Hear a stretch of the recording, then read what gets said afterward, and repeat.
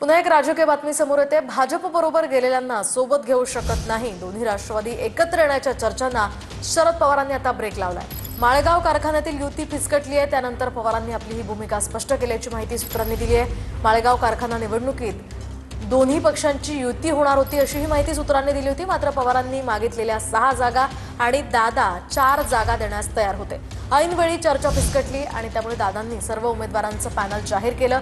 दादांच्या या घोषणेनंतर पवारांना बळीराजा या पॅनलची घोषणा करावी लागली। दादांकडून आताच अशी भूमिका आहे, त्यामुळे निष्ठावंतांचं काय होणार असंही त्यांनी मत व्यक्त केलंय।